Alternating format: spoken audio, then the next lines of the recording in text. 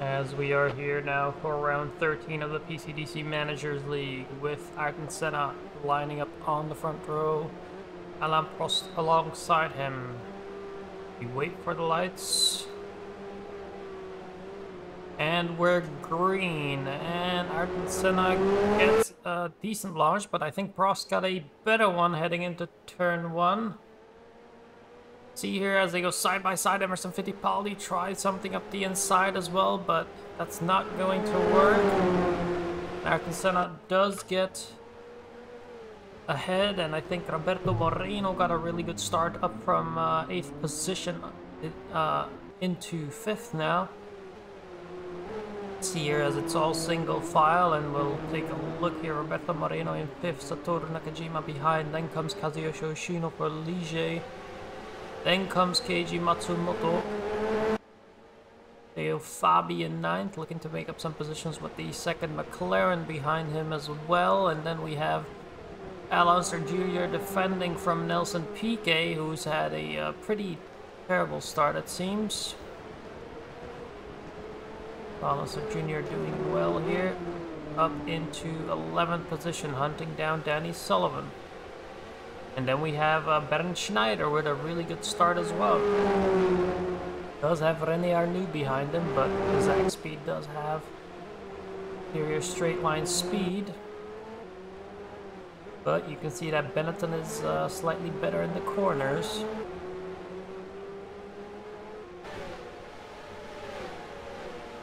Now we take another look at René Arnoux trying something on Bernd Schneider, the young German. And Arnoux is going to go up the inside, and at the same time his teammate Piquet gets through on Alonso Jr. And now we have Theo Fabi that got overtaken by Danny Sullivan.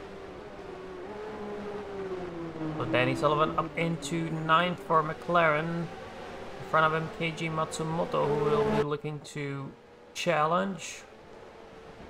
And we do have a little bit of a break off here. We have the top 4 in Senna, Prost, Fittipaldi, Roche Cheever, and then we have Nakajima leading this train of Roberto Moreno, Kazuyoshi Hoshino, and Matsumoto kind of hovering in between those two break-off groups. Keep an eye now here on Fabi, see if we can make that move again on Danny Sullivan. You know, it seems Senna obviously had that intense qualifying session and he came out way on top. I think 6/10 clear of the rest of the field. And we see now Theo Fabi trying that move again. We see Roberto Moreno, Satoru Nakajima as well.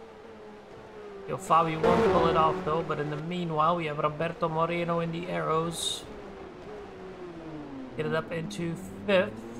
And I think Roche Cheever now up into 3rd. Past Emerson Fittipaldi and Cheever. We know the reserve driver for Minardi, but has gotten quite a lot of opportunity by Martin de Knecht. And, well, every time he's gotten that opportunity, Cheever has been performing really, really well. That is good to see, and now we have Senna in the lead, 1.5 seconds to Prost, who then also has about a second to Roche Cheever. But Cheever looking very racy here, and I wouldn't be surprised if he catches up to Alain Prost ahead. And then Roberto Moreno doing a really good job for arrows as well. Very beneficial position, but I'm sure Nakajima will be coming back at him into the first turn. See Nakajima on the inside. I think he will get it. Yes, he will. So Moreno slotting it behind as well. And Hoshino just waiting for these two to maybe make a mistake, so he can take advantage of those two cars battling. And then we have Matsumoto up in 8th. Sullivan in 9th, Fabi in 10th. Struggling in that second Ferrari. Rene Arnoux 12th. Al Unser Jr. now dropped back a bit to 13th. Mika Hakkinen in the second Ligier now, also not doing too great. Bernd Schneider dropped down to 15th. Then we have Andretti, Mansell, Boutsen, Jeff Lees. Then comes Cheever, then Eddie Irvine. But we do see now Stefan Johansson with an electrical issue is forced to pull off to the side of the track. So that's very unfortunate for the Arrows. We know they've been struggling with their reliability throughout the year, and well, not much else we can say about it. You know, they've had the car to consistently score points pace-wise, but reliability-wise, they've kind of been let down this year. Hopefully that's something they can work on next year, perhaps, with Senna now streaking into the lead. We have Fittipaldi in third with Cheever behind. They're trying to maybe work together a little bit to try and get up to Prost, but I think Fittipaldi looking pacey. Might be looking to catch up to Prost as he goes slightly defensive into Parabolica Interiors, I think that is. And Marino now down in 7th, so must have made a tiny mistake there, which allowed Hoshino to come through. And we have Matsumoto hot on the heels as well. Then comes Danny Sullivan, then comes Theo Fabi, and Nelson Piquet. Dropped back from his initial start. I think he started 8th or 7th, but now down in 11th. Still no Benetton has that engine they need to work on. Driving the Ford engine. You see there not quite enough power in there compared to something like the Ferrari. But through the corners, that's where the Benetton really makes up its time. Bit of a fun dynamic as you're almost looking up the inside, but not much there in the end. Further back we have Michael Andretti on the back of Nigel Mansell. I'm sure for 1988 Nigel Mansell would have liked to see something different here at March. Of course, we have a very almost futuristic design at March, but doesn't seem to be working out quite so well. Down in 15th is Nigel Mansell with his teammate Eddie Cheever. Down in 19th, and then behind them are the two Williamses of Jeff Lees and Eddie Irvine. Must say though, Eddie Irvine, granted he has been put in by far the worst car of this grid, he's been doing fairly well. Obviously he hasn't had any great results because of the that aforementioned reason, but you know, he's keeping up with his teammate Jeff Lees, which is Jeff obviously very experienced, and I'm sure Eddie Irvine will be a bit of a star for the future, perhaps. Definitely a decent talent, so maybe some of the other teams will be looking at picking him up for the next seasons. Meanwhile now, Senna still streaking into the lead. The question is, of course, can that Lotus hold on till the end of the race? We'll wait and see, of course. Alain Prost there now, still in that battle with Ross Cheever as Cheever pulls alongside. We'll get ahead for turn 1 and heads up back into 3rd position. But all this squabbling does mean that Prost is getting away from them.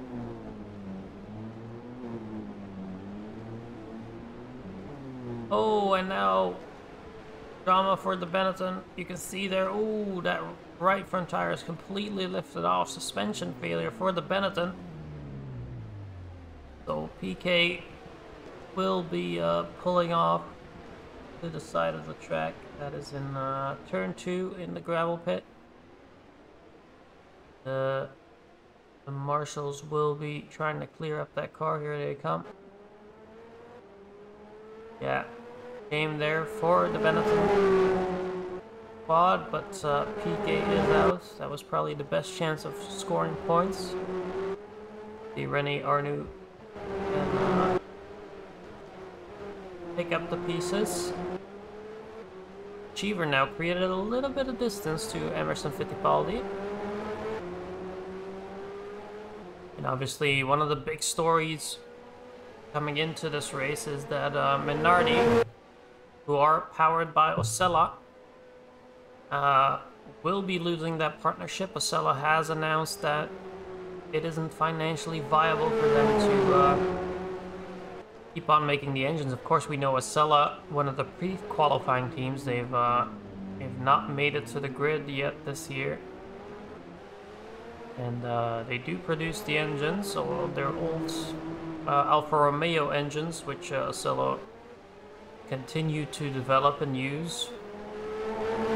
The design is now a couple years old already, but it's producing plenty of power. And yeah, that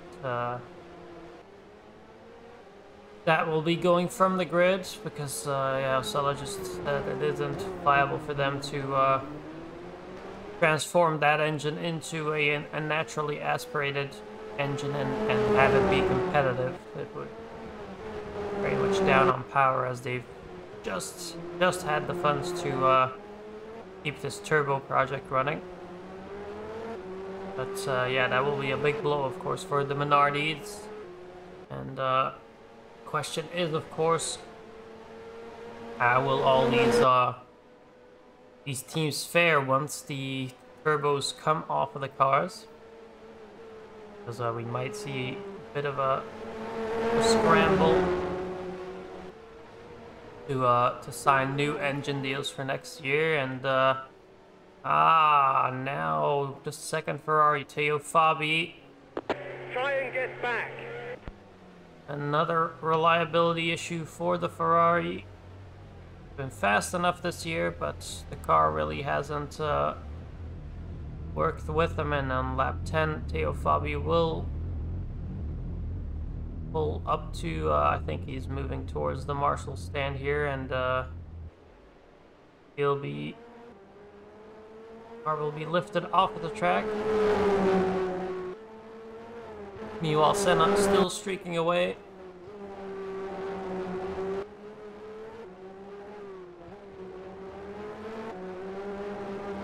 And that first Ferrari car now. Emerson Fittipaldi, and let's actually take a look at the last lap time. So Fittipaldi pretty much matching Alain Prost ahead, but we can see Ayrton Senna just a level above everyone else at the moment. Is about 6/10 ahead of Alain Prost, and obviously much more to the cars behind. Yeah, Senna just needs to run his pace, and it'll all come good for him. Cheever, very respectable as well, dragging that Minardi up into 4th place. We do now see slowly that Nakajima starts to, I think is starting to reel in Ross Cheever a little bit, so Cheever can only do so much with that Minardi. But same time, Moreno now created a bit of distance to Keiji Matsumoto behind the second Minardi. And the first arrows, of course, now on your screen. Moreno, yeah, he's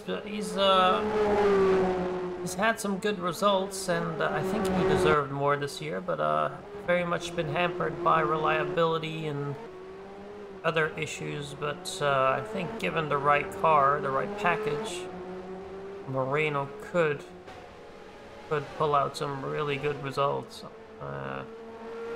Definitely one of the more talented drivers on the grid, in my opinion. But yeah, just a bit unfortunate that not really had the right package this year to will honestly be higher than where he is now. He's in P11 in the driver's standings, but no points scored in the last 6 rounds, although he's pretty much been in point scoring positions every time in pretty much every race, but then usually some sort of reliability issue has taken him out of most of those. Obviously, compared to Stefan Johansson in 14th.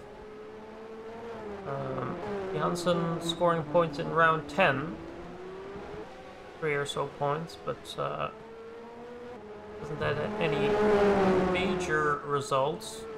Scored a couple points, but then Moreno has managed to get that Arrows up into 2nd position before. That was round 6, I believe he did that. And yeah, we'll see in the coming years. We'll see if Arrows will try to retain him, and obviously we will have the driver draft that will be happening again next year, and our managers have the opportunity to try and retain one driver. It's not a guarantee, of course, but for next season's start they can try to approach one of their drivers to re-sign before anyone else can. But again, it's not a guarantee. Some of the drivers might not be interested in re-signing with their team, so we'll see how that goes, and it might open up a lot of drivers for other teams. But yeah, I do expect next season to be pretty competitive. Honestly, for the Drivers' Championship, it's not been very close. Senna has really been picking up the pace a little bit in the second half of the season. And he's had a good couple results now. I think round 7, round 8 was a 2nd position, 3rd position, then scoreless for round 9 and 10, and then 11, 12, again a podium with a 2nd place in round 11, and then a 4th place last time around. So yeah, Senna coming good here in the second half of the season, has moved himself up into 5th position. And Lotus is now within striking range of Ligier, as we see now Nigel Mansell trying a move on Bernd Schneider. And will not pull it off. But yeah, Lotus, Minardi, Ligier, all very close to each other, and they're not that far off of McLaren and Ferrari. But that's obviously where the real battle still is going on, is in that Constructor Championship.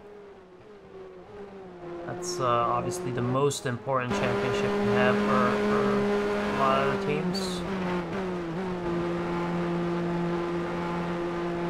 That'll bring in most of the funds here, as Mansell still trying to work his way up to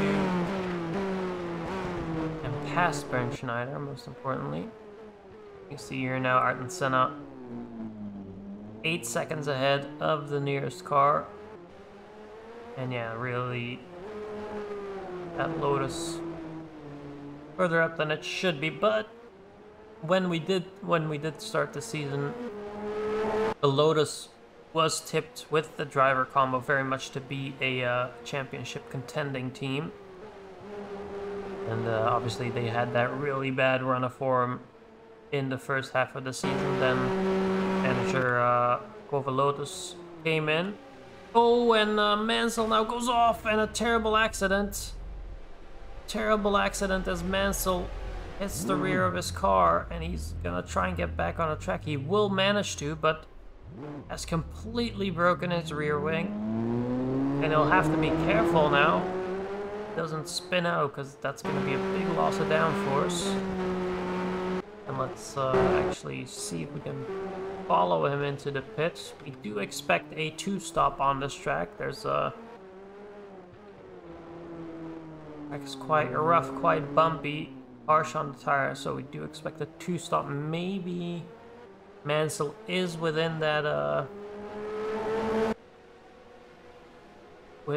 pit stop window where he can just fuel up the car, get new tires on, and then only have to stop one more time. But we'll have to see how that plays out towards the end.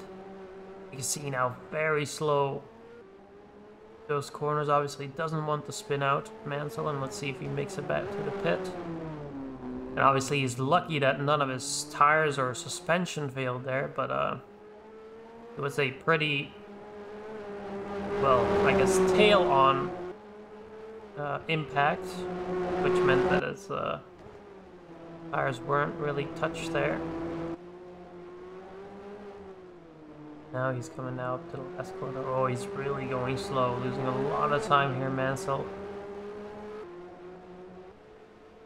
And come in now. Let's see how the March squad deals with this. Yeah, that was I don't know, sudden loss of grip there, it seems, almost for Mansell.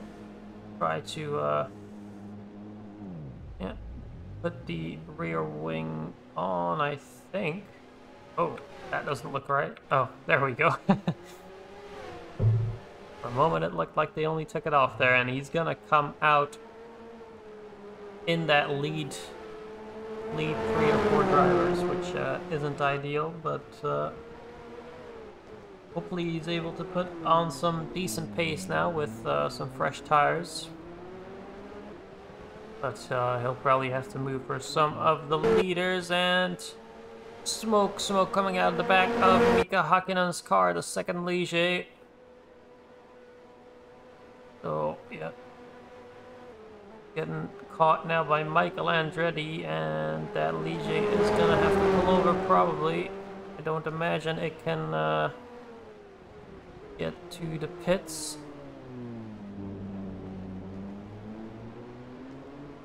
And we'll just follow him around. Oh, yeah, that's a fire right there. Black smoke coming out now as well, and the young rookie Hakkinen has to look for a place to pull over now. As Bernd Schneider comes up to the back of him. Can move past. There comes Thierry Boutsen as well. Oh, is Hakkinen even aware? He's losing a lot of power. He should be aware. He should have seen all that smoke in his rearview mirror. Yeah, and there goes the sound of the engine, so that's completely gone now. And he is gonna pull off to the inside there. That's a good spot to pull over off of the racing line. Unfortunately, that will be the number 2 car of Ligier out of the race on lap 18. And Ayrton Senna still leading, almost 10 seconds ahead now.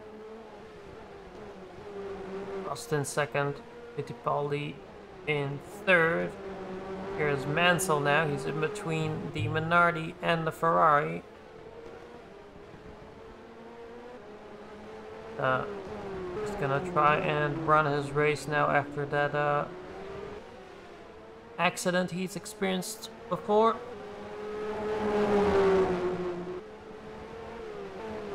Now Ross Cheever will be trying to get past. Hope Mansell doesn't make it too hard for him. There we go. So Mansell lifts off slightly, and hopefully he'll be getting some slipstream, maybe drag up his lap times a little bit. Obviously he does have Nakajima and Hoshino coming through as well. Moreno still in 7th, kind of in no man's land, with Matsumoto not too far behind. We have Danny Sullivan in 9th in that second McLaren. best result so far for Sullivan. Managed one point scoring position, second place in the first round he drove for McLaren. That was round 9. But I'm sure manager Pedro Diaz was looking for a little bit more from Danny Sullivan. And the question will be, of course, if McLaren will retain them for next year. Seems that he might need a bit more of a skilled driver for next year to supplement them if they want to keep fighting for that championship next year. And obviously McLaren at the top still with 6 points separating them and Ferrari. Realistically, Senna and Lotus shouldn't be an issue anymore. They're 30 points behind, so unless Prost DNFs every race, then yeah, it shouldn't be an issue. Senna and that Lotus, and then at the same time as well, we still have Ferrari in the running. But yeah, Lotus should have been higher up this year. Like we said before, championship contender, but 30 points is the gap between them and top team McLaren. But you know, the team has been looking on the up since the new manager Kovalotis arrived. Here now, Alain Prost still in second place. I think we're coming up close to the first pit window. And obviously we'll start to see then what the fuel strategies have been, or strategies in general, I guess.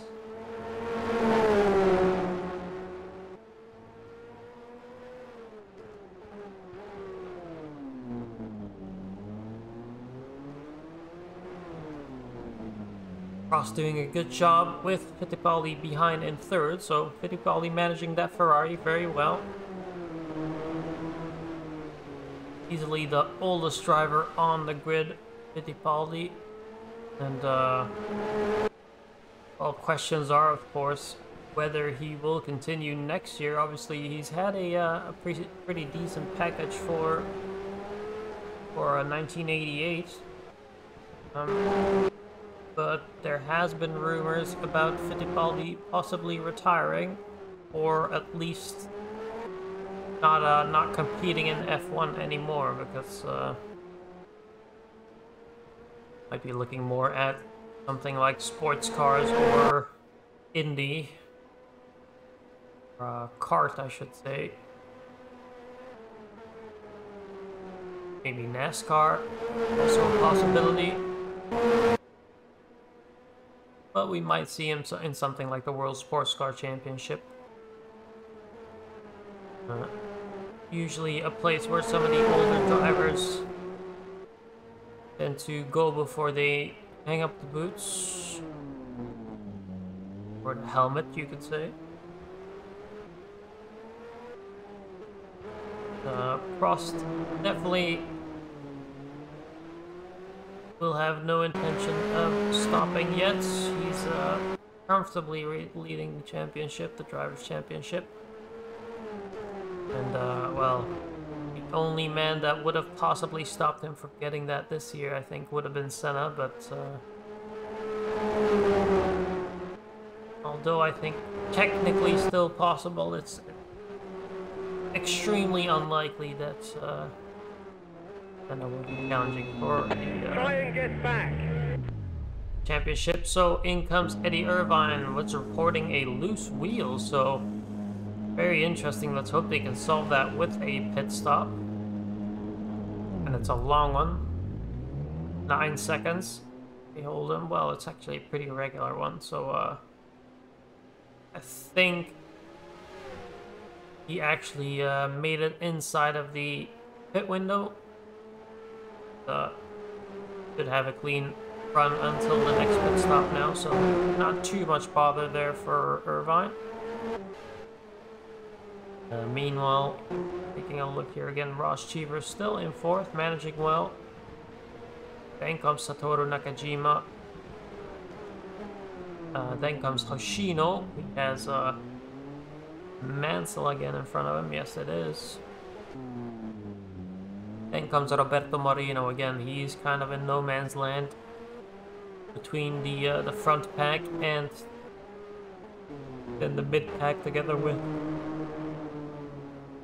Keiji Matsumoto. Excuse me.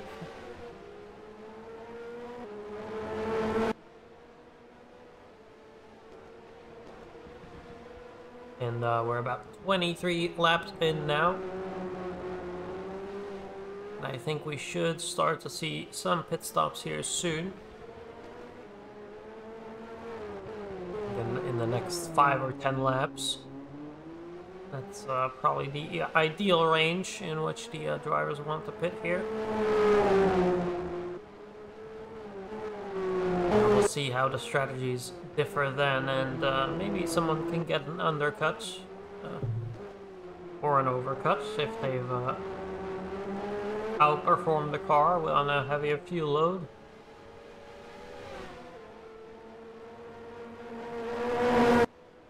Matsumoto, yeah, not quite enough pace to get up to the back of Moreno, and I guess Moreno now really just hoping to hold out and, well, is possibly waiting just for a retirement in front of him. Arrow's currently in 6th position in the Constructors. They were tipped to have a very good chance of being, well, kind of best of the rest, so around where Ligier, Minardi, Lotus are. But things haven't quite come to fruition. A lot of mechanical issues for that Arrows. Obviously, we never really expected them to, obviously, be challenging the likes of McLaren or be near the front, but we did expect a little bit better from them. They're only on 18 points, and the closest team that they're chasing is Lotus, which they are 16 points. Well, 16 points are separating them and Lotus, and then there's even more points to Minardi and Ligier, so yeah, not too much going, but I think at the moment they'll just want to secure that 6th position. But yeah, I'm not sure that's where Arrows wanted to be at the start of the season. I think he probably wanted to perform a little bit better, and the only thing they can hope for now is that they stay ahead of Benetton, which at the way it is going they should be able to, but well, with this race included, of course 4 races to go, so anything can happen if the Arrows don't score inside the points anymore, and one of the Benettons gets a lucky result here or there, then it can easily change the outcome of this season. And Emerson Fittipaldi now, early pit stop, getting those fresh tires on, and the question will be now, will that pay off for him? Will he be able to undercut Alain Prost?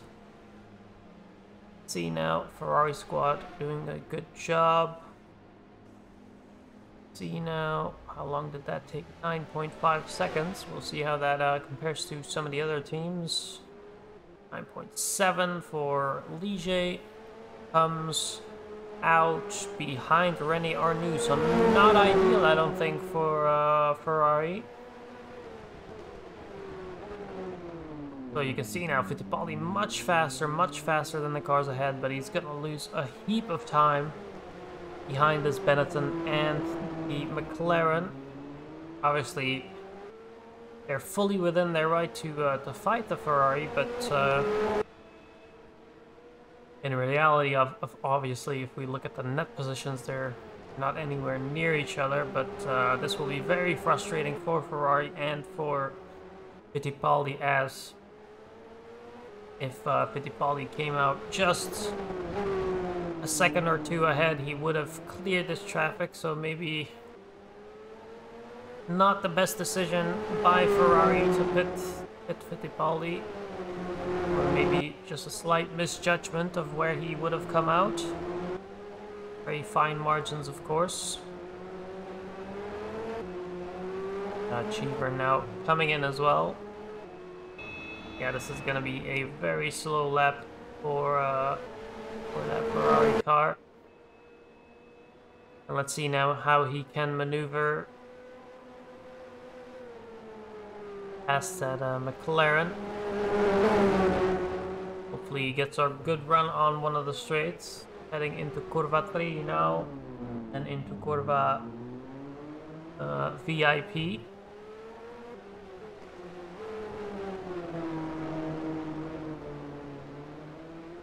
Then we have a somewhat of a straight. There's turn 5, which is right here, which is just a slight kink, really. Danny Sullivan still ahead now, so Sullivan really helping his teammate out, I think.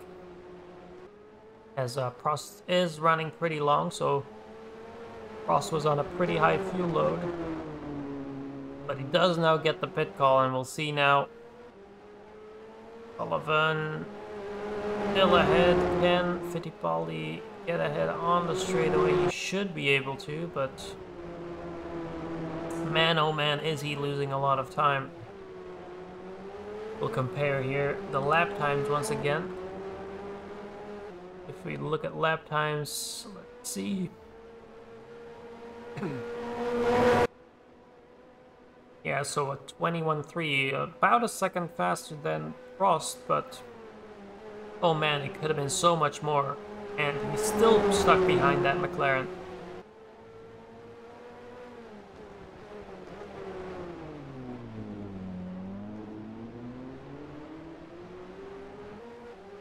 And now he's trying to get through, but yeah, Danny Sullivan obviously trying to help out his teammate as much as he can. And frustrating for Machihila.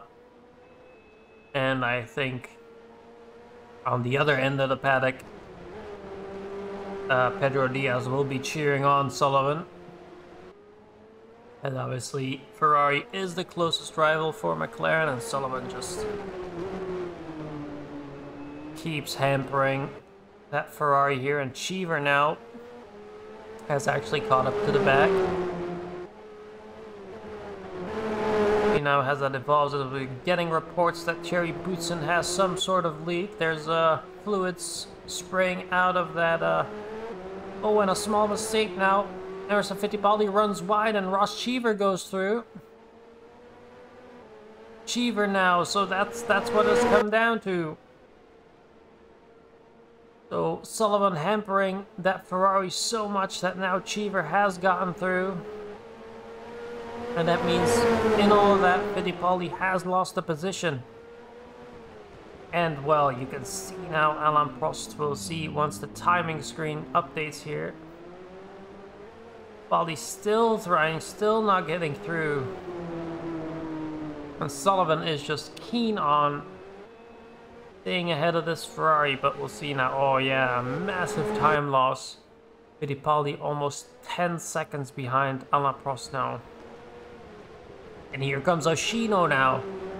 Oshino also trying to get past, as he does run a bit wide there, and Thierry Boutsen is being lifted off of the track. But yeah, just, yeah. Terrible here for Fittipaldi, and I think Sullivan will come in this lap. But yeah, detrimental here for Fittipaldi's race. And he might even be under attack by the Ligier now behind him as well. Here on the straightaway, Sullivan will pull in, but here comes the Ligier now, and the Ligier is going to go up the inside of the Ferrari as well. Nothing can do there. And yes, Hoshino does go through. And now we'll see if Fittipaldi can fight back, losing 2 positions there. All a result of Danny Sullivan putting on, well, quite honestly, a pretty good defensive drive for McLaren. And it can be a big difference, of course, if the 3rd position would mean 4 points. But right now, it's only 2 points for Ferrari, and McLaren will be extending, if it stays the way it is, McLaren will be extending that gap by 4 points. Means there would be 8 points between McLaren and Ferrari at the end of the race, but I do think Fittipaldi can come back at the Ligier.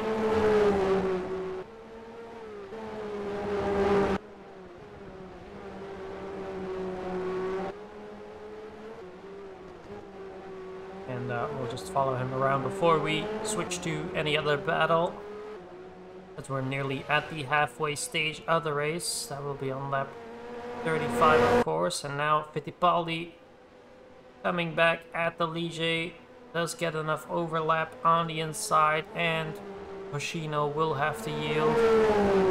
And now Fittipaldi probably on a mission. And we'll see now if he can separate himself from that Ligier, which will be very important for him to not get hampered anymore. And if he does so, that's when he can think about starting to challenge Ross Cheever again. But currently, Ross Cheever looking very handy in 3rd position, which obviously will be a very big result for Minardi. And they're looking to challenge Ligier in the standings for that 3rd position in the constructors. Would be great. And oh, again, the 2nd Arrows is now out of the race with a transmission failure, complete transmission failure for Roberto Moreno, and again a double DNF for the Arrows. So yeah, like we said before, Arrows looking good on pace, but fragile car still at this point in the season. And a bit of an issue here now for one of the Tyrrells. Alonso Jr. reporting that his throttle is sticking, and actually he is pulling over. So yeah, that's going to be 2 retirements on 1 lap there. Alonso Jr.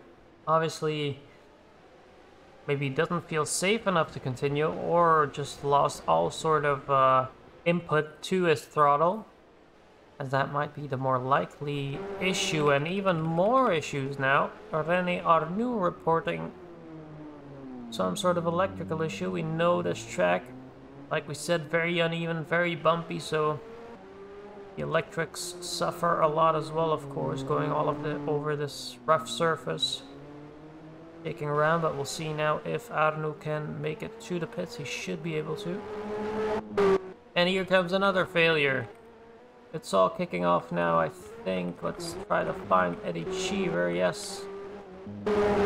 Eddie Cheever now in the gravel pit as well with a transmission issue. So even though we're in the 2nd half of the season, reliability is still a big issue for a lot of teams here. And then Nakajima in that 2nd Lotus still in 5th, with Hoshino now in that last point paying position for Ligier. Obviously, they'll be looking to defend from Minardi, and every point they can pick up is important with the last half of the season, or the last couple of races. And here comes Arnoux now. He will come into the pit, but it does mean he'll lose a whole heap of time, and that will promote Michael Andretti up into 9th position in the Tyrrell. Will be very beneficial for them. Obviously, we know the top 10 positions pay out more money compared to anything below that. So from P11 onwards, you're not really getting any financial gain as opposed to the other teams. But P10 and lower, or higher, however you want to say it, will benefit from a better payout, and now a transmission failure as well. So in a couple of space of laps here, a lot of cars giving up, and yeah, Estoril known to be a pretty tough track on the cars, and it is showing here again now with Danny Sullivan, that second McLaren, having to pull over.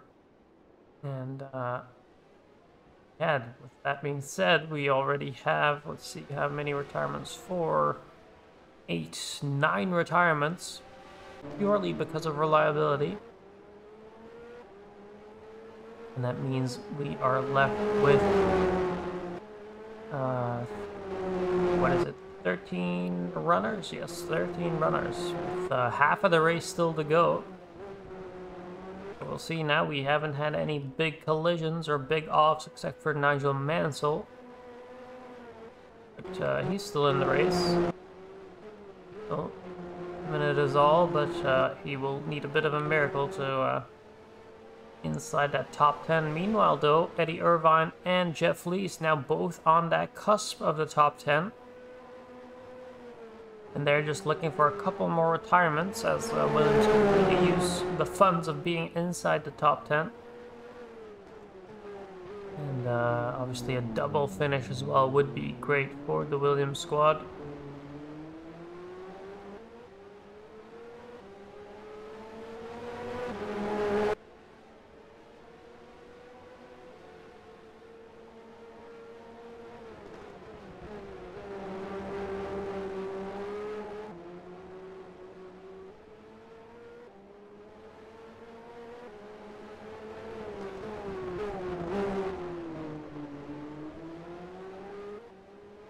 And now René Arnoux in one of his better positions. He's only scored 1 point so far this season, so compared to his teammate PK, who scored 13, Arnoux really been underperforming in that Benetton. He obviously also didn't have the best start. Let's see as he now goes on the overtake on Ben Schneider, the young German. Yeah, René Arnoux just not being able to put it together, and I guess maybe age starting to play a factor in the Frenchman's ability. And the question will be, of course, if we'll see him next year as well in 1989 for an F1 drive, or if he'll look to pursue other ambitions. Does now get past Schneider. Will be trying to make up his way again to Michael Andretti, as we now see Prost, or Senna, I mean, nearly 20 seconds ahead of Alain Prost. He's now coming up to the back of one of the Tyrrells. I guess the only Tyrrell. Imagine, yes. That will be,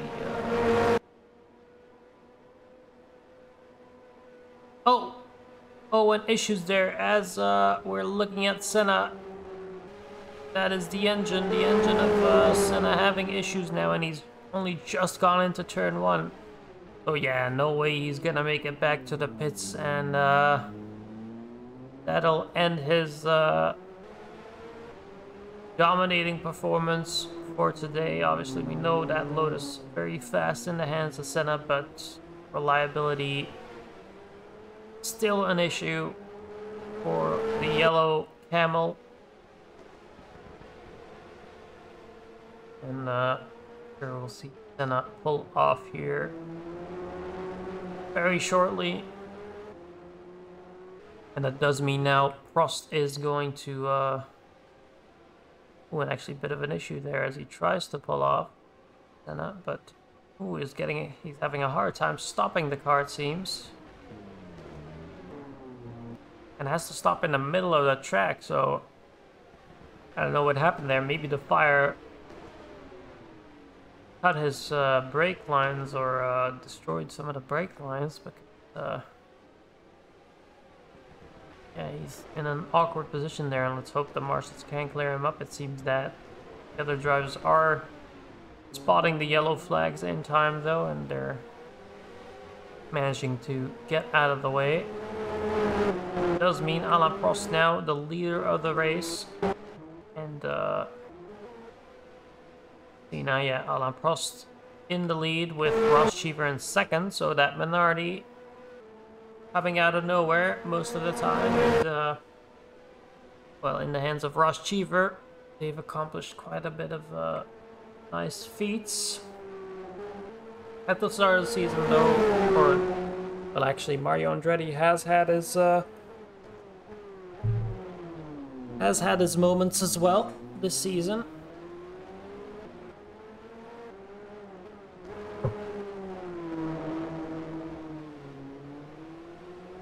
But yeah.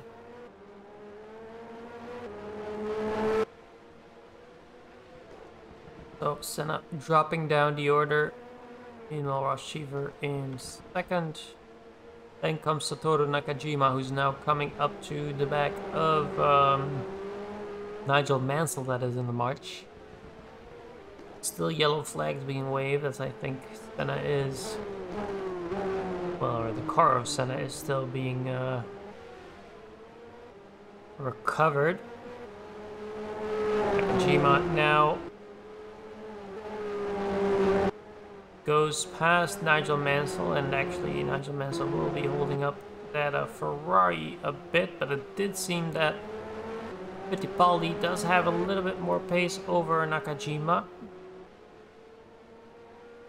Question is, of course, if he'll then have the pace to also go and challenge Ross Cheever.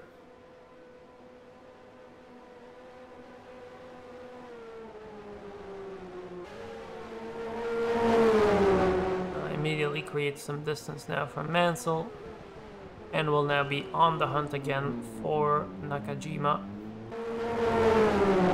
Gino quite a ways back, about 10 seconds or so. Then comes Matsumoto, so the second minority now up into the points as well. So it will be great news for Martin de Knecht. Then comes Michael Andretti, so that Tyrrell again, Tyrrell flirting with those points. And well, for them a couple good results could mean the difference between 8th and 7th in the constructors, and also obviously they're very close on points with Zack behind them. Zack also looking to obviously jump up that position. So for the bottom 5 teams, a couple points can really mean a great deal for the end of the season.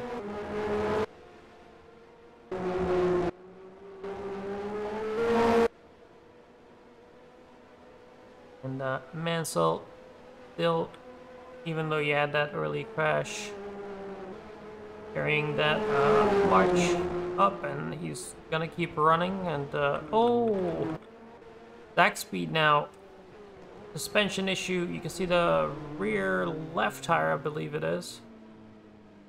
Yeah, rear left. As he pulls off there with a little bit of a shunt, but ooh, he's in a bit of an awkward position. Careful for that Marshall as he's getting that car off. Okay, clear of the track now, but that's a very dangerous position. And that will be Zack out. And let's see now, is there still a Zack running? No, there isn't, I don't believe.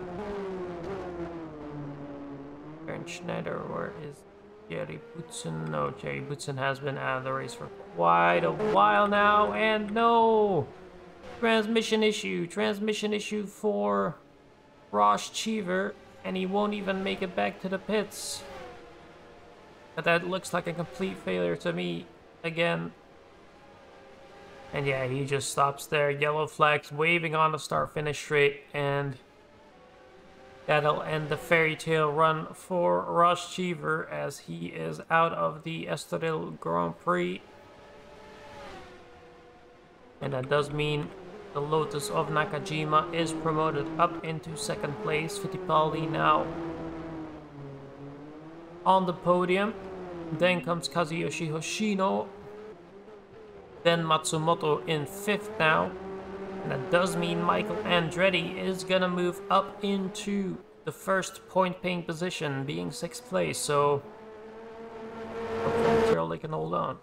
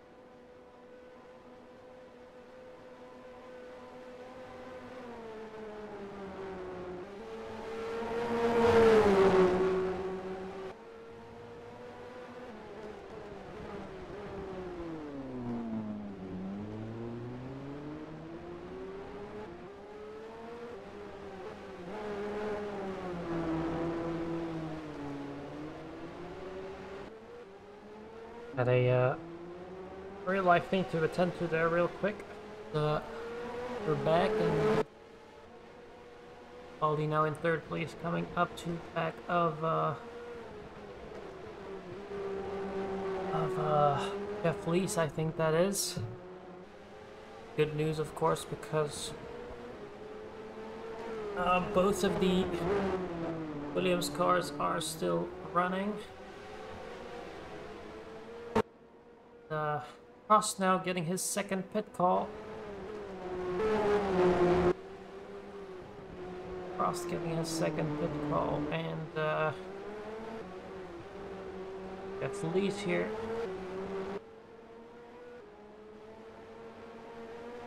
Now comes Michael Andretti. He is behind Satoru Nakajima. All the pit calls coming in, so very early stops for everyone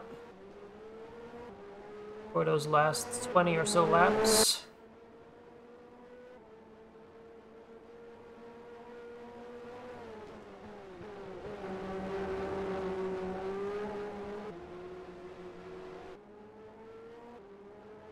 Prost will be coming in, putting those fresh tires on. Go till the end for another 23 laps.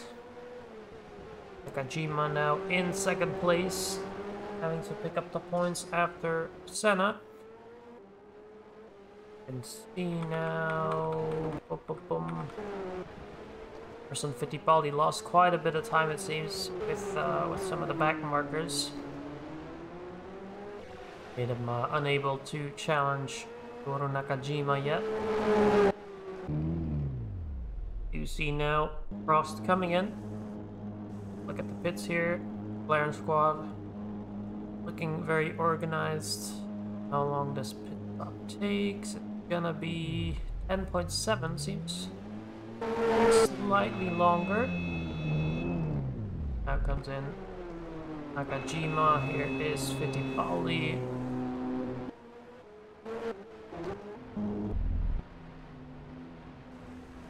Fittipaldi in now. 10.8 for Nakajima. Now Ferrari fares. Gonna do it in 10.3, so good stop for Ferrari there. And the Ligier coming in as well. 1.3 Ferrari, 10.9 for the Ligiers.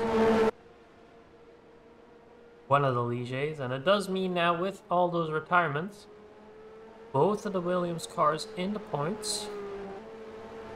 I think that is something Arnold will be very glad to see. Irvine now onto the back of Oshino, it is. Which, let's actually, yeah, I want to see if Jeff Lee anywhere close to Michael Andretti. I think he is.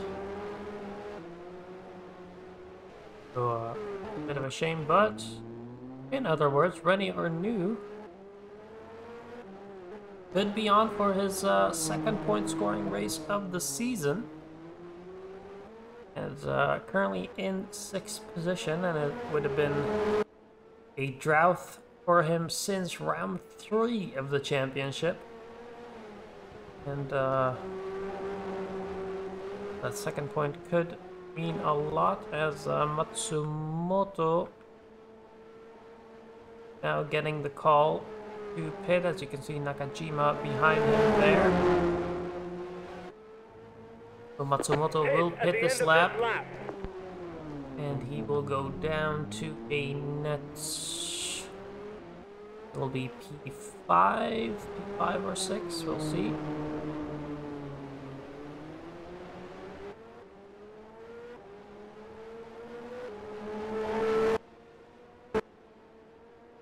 See now Nakajima there, and Fittipaldi not too far behind, so Fittipaldi trying his best get back onto that podium paint position.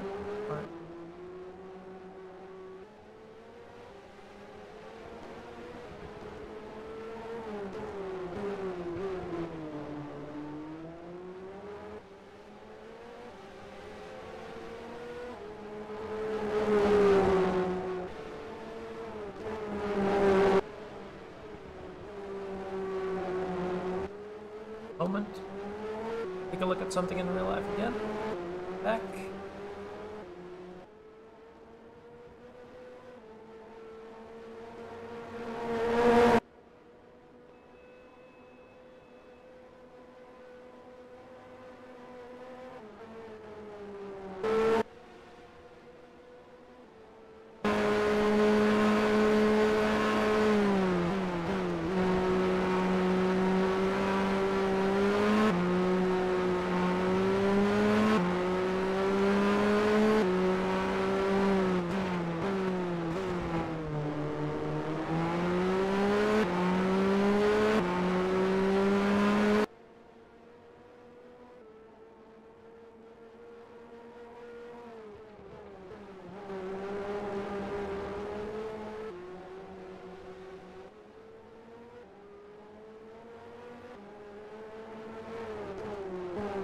Alright, and we're back once again with 20 laps to go.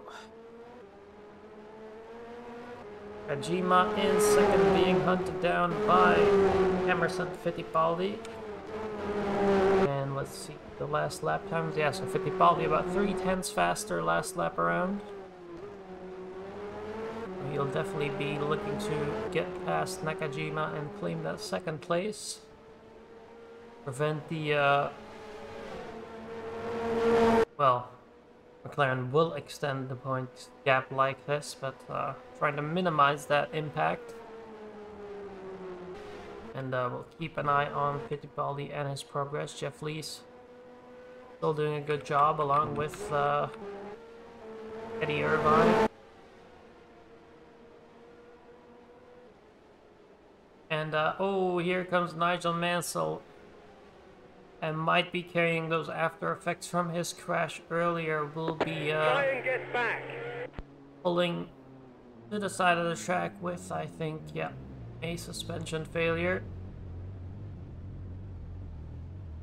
That'll be end of the race for March. Nigel Mansell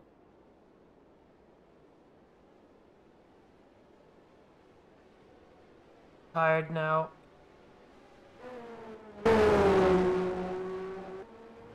Yeah, that'll be the end of the Martin adventure for this round.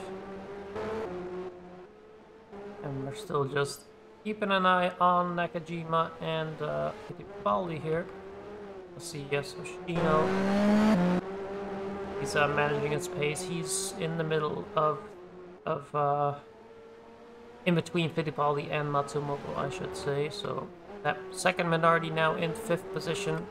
Rene Arnoux in a net 6th position. I don't think Andretti will be challenging anytime soon. So Rene Arnoux on his way to the second points of this season for him.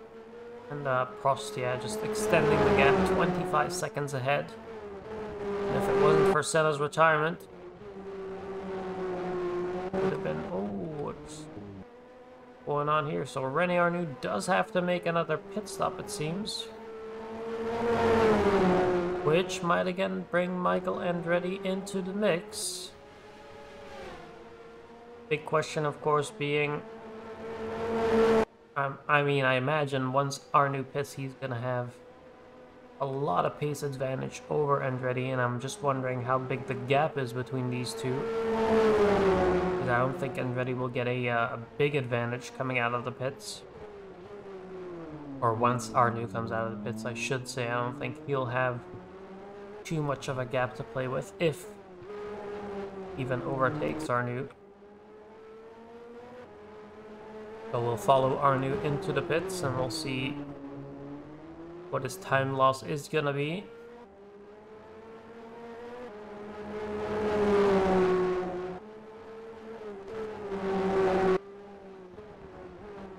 Goes through the S's, I think, and into Parabolica, I think this corner is called.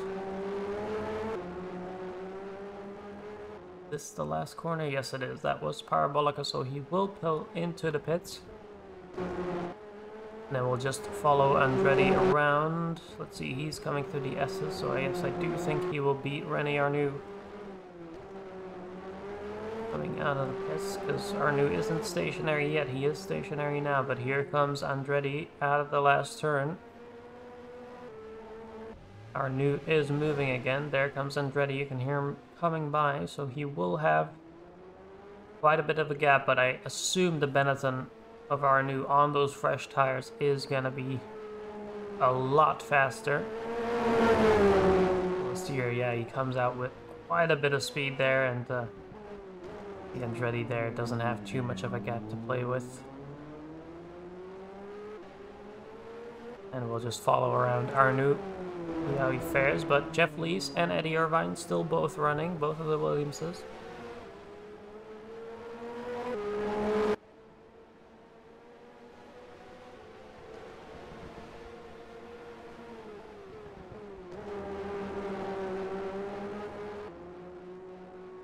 And see now, yeah, he is closing up rapidly to the back of Michael Andretti.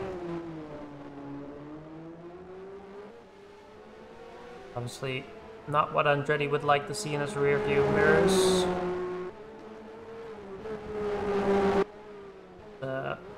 Arnu really putting on a good performance here, and he's definitely pushing the car. And we'll see now for a comparison how these laps are gonna look. So we'll keep following Arnu around. Obviously it's one of the only battles we'll still see, except for the one between Nakajima and Fittipaldi. That's sure to happen within a couple laps here. You can just see visually already how much more speed Arnu is taking through the corners. And he's going to be very keen to be in those points paying positions. But obviously, I would think 6th position will be the highest Arnu is going to get. He won't be close enough to Matsumoto to try anything. 15 laps to go now. They head down to Aurelia. Then it goes into turn 8. Doesn't have a name, then down into the S's.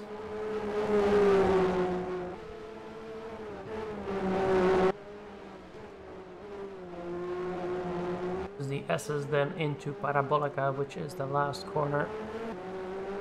Here's where we'll take a look at the lap times. See now, Andretti with a 21.7. Rene Arnoux with a 20.7, so a second faster a lap at the moment, Rene Arnoux.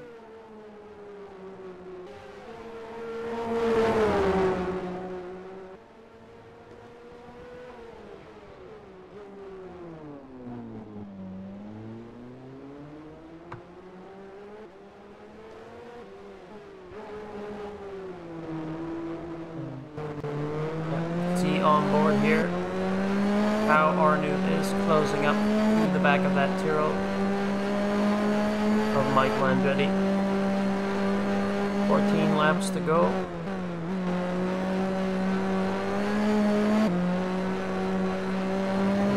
Estoril, really tough track on the cars. We only have 9 runners remaining. Both of the Williams is still going. Out of that, it's all individual teams. You see now Arnoux really closing up, and surely as they head into Parabolica here on the straightaway, this will be the opportunity for Arnoux, and he does close up. Let's see now on the straightaway, does he have enough power to get alongside? Yes, he does.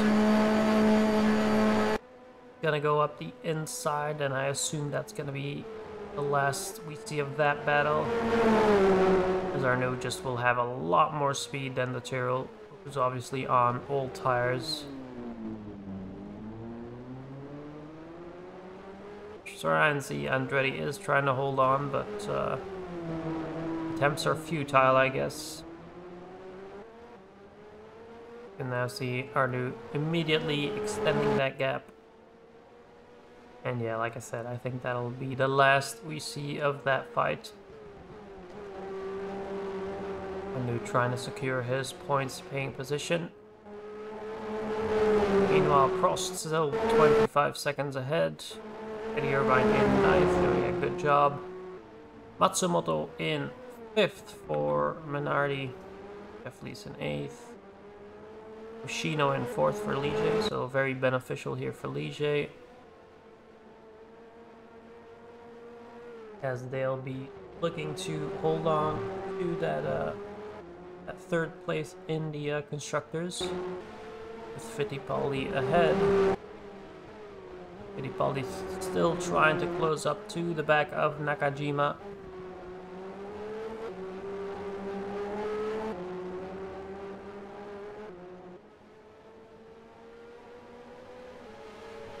Take a look at the last laps now. So yeah, pretty much matching the times of each other, Nakajima and Fittipaldi. Fittipaldi might find a couple faster laps here and there, but it's close to separate the two at this point in time.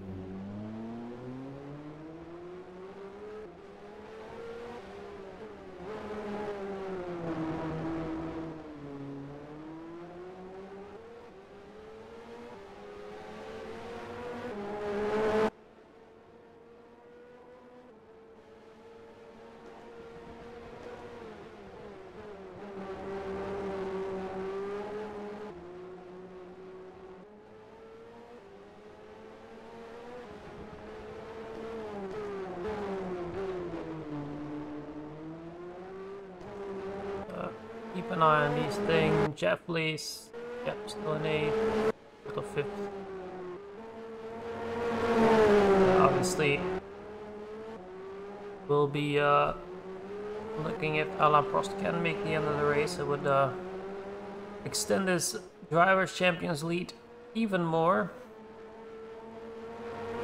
Even if Fittipaldi finishes 2nd, that would mean an 18-point lead for Prost if he finishes in 1st.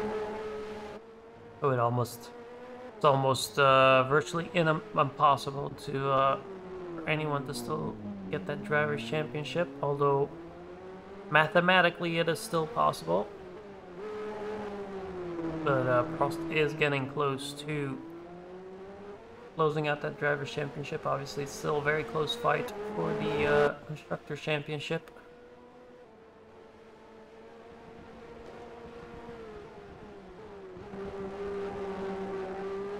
That's also something Fittipaldi, of course, is fighting for. Prost now heading on to lap 60, so starting the last 10 laps of the Grand Prix.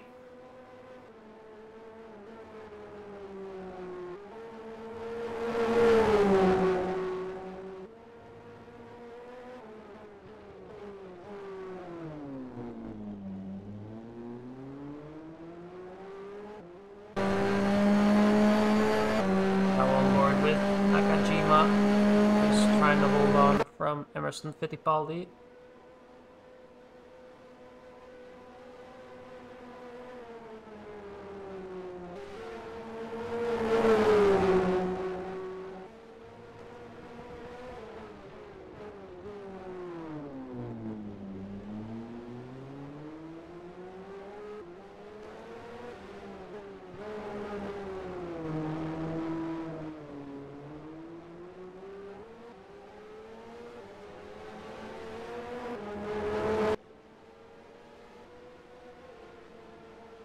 Fittipaldi inching closer, but I'm not sure if it's going to be enough here for these last 10 laps. We'll keep an eye on it.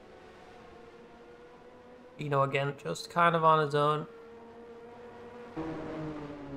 And good enough with Matsumoto in 5th.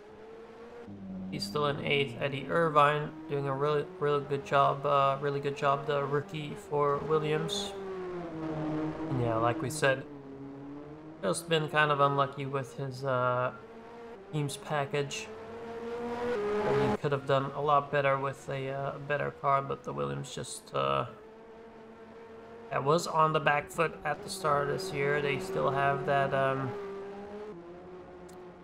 frankly quite aged the design compared to some of the cars now on the 88 grid. It's not changed that much from their 87 design, and that is really starting to show now. Together with that Ford engine, which is not producing the most power for them. Really been a season to forget, and how the mighty have fallen, going from that championship winning run in 87 to complete back of the grid for Williams is just a shame to see, and obviously don't know what's going on in the background, but this could have detrimental effects on the team. Really important for the sponsors, the financials. Interesting to see how Williams develop and if they can bounce back, and if they're, you know, Frank Williams is still keen to keep this team going, and who knows, maybe we'll see someone taking them over, trying to improve the project, changing the Williams name. We'll see. For now, 8th and 9th for both of the Williams, so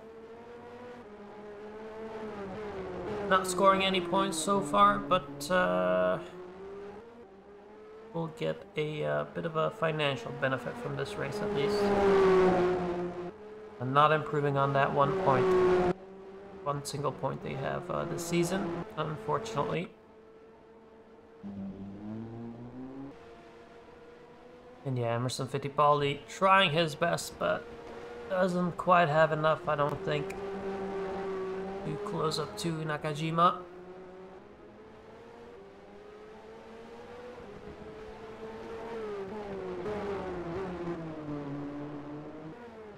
And yeah, initially this race had a lot of stuff going on, and after all of these retirements, it has really slowed down.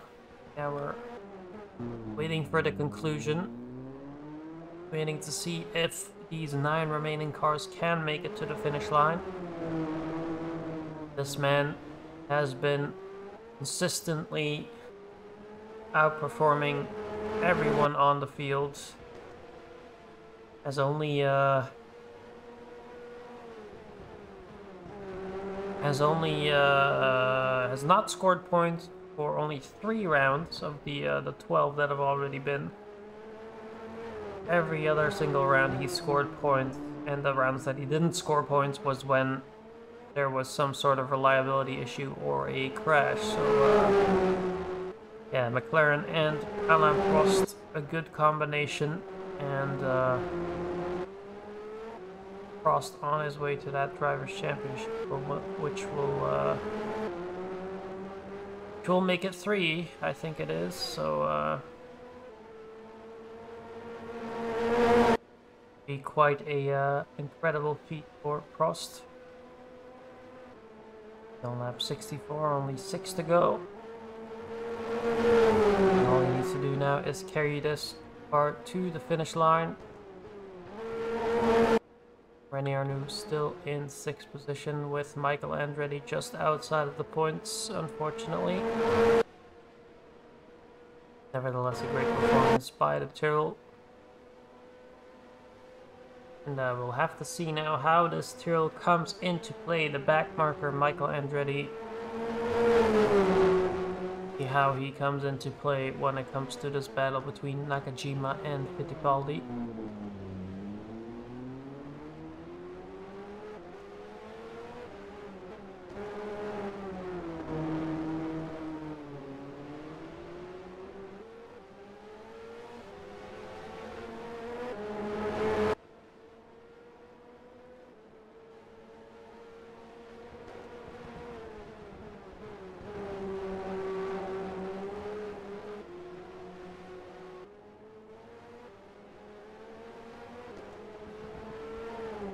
Now closing up. Question will be, of course, if he'll catch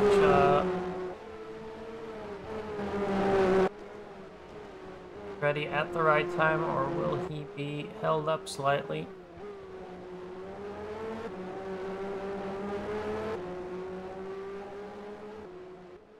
You know, on the back straight, and yeah, I think Nakajima might catch Andretti here at an unfortunate time. See now if he manages to get past pretty cleanly, but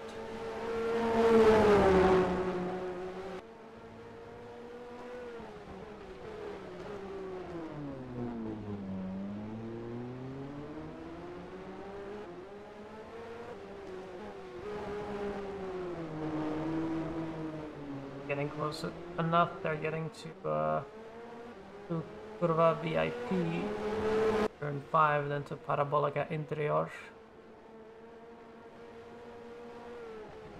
Here's where Nakajima will start to lose a little bit of time, and there's not many places he can actually overtake Andretti. This will be perfect for Fittipaldi. This is playing into his hands. Now see Andretti, will he move out of the way? Yes, but it's not an ideal line for Nakajima. We'll see now, can Fittipaldi make his way through? Fittipaldi has a better timing here, he'll have slipstream going down the straightaway as well.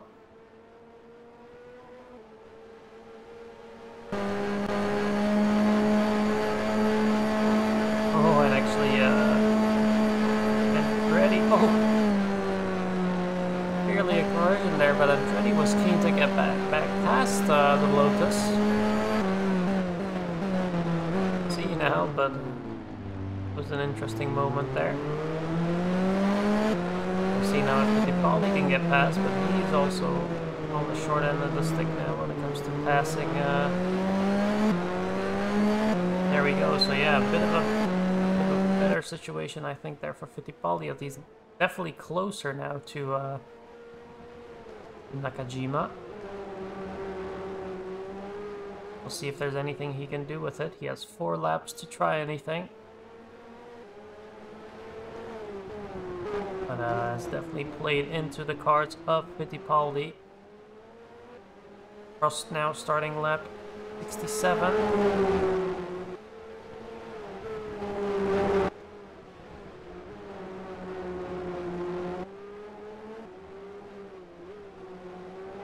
Through Parabolica now. Let's see what is the difference between these two. Lotus of Nakajima, Ferrari of Fittipaldi. It is 1 second or thereabouts.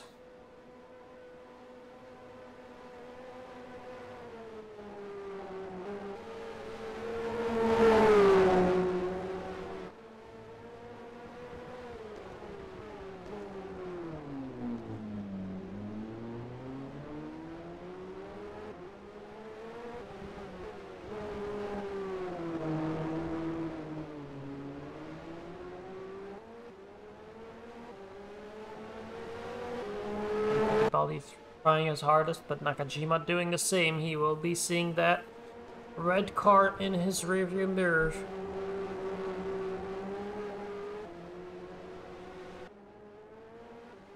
Trying his best to stay ahead of it. Only a couple laps to go. He has to hold on for a couple laps here to pick up that second position.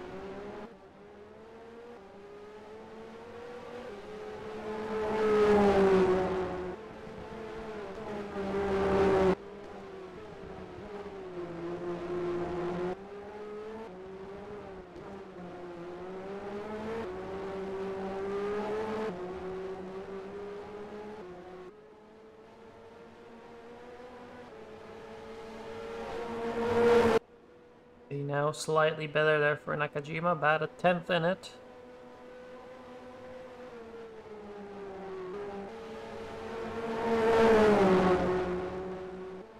And it does seem that Fittipaldi might fall just short here for that second place.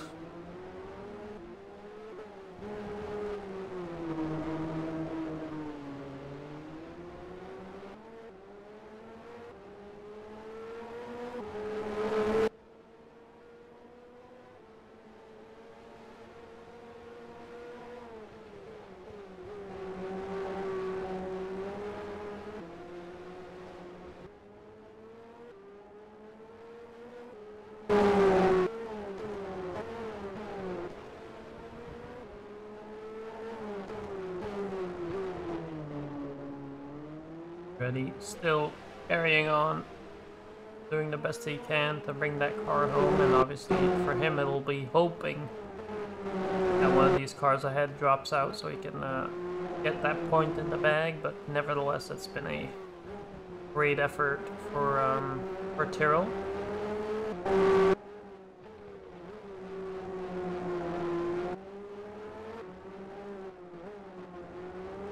Hoshino just managing that Ligier until the end, which will be great for their standings, finishing ahead of the Minardi's. Means they'll be extending the gap by one single point. Ligier will be finishes like this will be on 49, Minardi on 41. Obviously, Ross Cheever was well on his way for a good podium position, but reliability hampered him.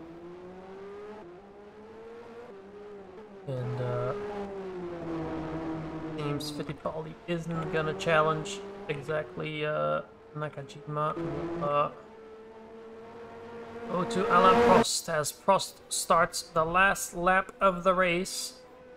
Yeah.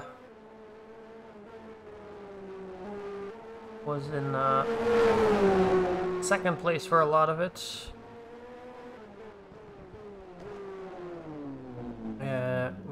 Senna putting on a well, quite a demonstration of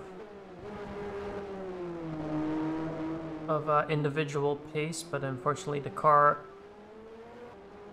wasn't quite up to the task to make it to the end, and clearly McLaren has shown that the package is important, the total package. So driver and car combination coming through fruition. Now we will see here, as I think we'll come through turn 8 into turn 9 and then down into the S's, and then one last time Alain Prost will go through Parabolica. See the white flags waving on the start-finish straight. Alain Prost will win round 13 of the PCDC Manager League here at Estoril. And Fantastic drive, great job. another great result for the McLarens as they'll extend that gap to Ferrari. And now comes Satoru Nakajima, doing very well here, picking up the points for Lotus. So even though Senna dropped out, still a good result for Lotus in the end, and I'm sure he'll still be pleased with that, as Fittipaldi comes home in a deserved third place. Unfortunately, didn't have quite enough We're on the podium. to challenge for that second position in the end. Michael Andretti with a very respectable P7. There comes our fourth place finisher, Kazuyoshi Hoshino, just doing very well, but bit of an uneventful race for him. Finishing P4, the Ligier. Here comes P5, Minardi again. Could have been much better for Minardi today with Ross Cheever, but unfortunately the car thought otherwise. And then here comes René Arnoux. Oh, he already finished, I think. Arnoux finished in 6th. I think that is probably everyone across the line. Yes, Jeff Lees in 8th and Eddie Irvine in 9th. So Alain Prost wins the Portuguese Grand Prix, and McLaren will extend their lead going into round 14. So only 3 rounds remaining after this one. I'll give you a quick rundown here once the HUD cycles over. Here we go. The full race results: Alain Prost with the win for McLaren. Second comes Satoru Nakajima for Lotus. Then Emerson Fittipaldi in 3rd with a Ferrari. Hoshino with the Ligier in 4th. Minardi in 5th. And then come 6th with Michael Andretti in the Tyrrell come in 7th. Very respectable, of course. Then the 2 Williams, the only team finishing with 2 cars here today, 8 and 9. So that's a very decent result for them. Then comes the march of Nigel Mansell, unfortunately suffered a suspension issue. Ross Shaver with a transmission failure in 11th. Could have been P2 probably. Brent Schneider with the suspension issue, Ayrton Senna engine. Danny Sullivan also transmission failure, along with Eddie Cheever for March. Then that throttle issue for Alan Sir Jr. So I'm ending up in 16th. Moreno, again, transmission failure. That arrows down in 17th. Zaxby, 18th with Jerry Boutsen. Then comes Mika Hakkinen, young Finnish rookie, with an engine failure. Theo Fabi, engine failure in 20th, dropped out early. Then comes Nelson Piquet in the Benetton, and another suspension issue. Then the last car to finish, or not finish, I should say, 22nd for Stefan Johansson with the arrows. So yeah, very eventful race. Down a bit at the end, but I'm looking forward to the next one. And yeah, I'll see you then. Goodbye.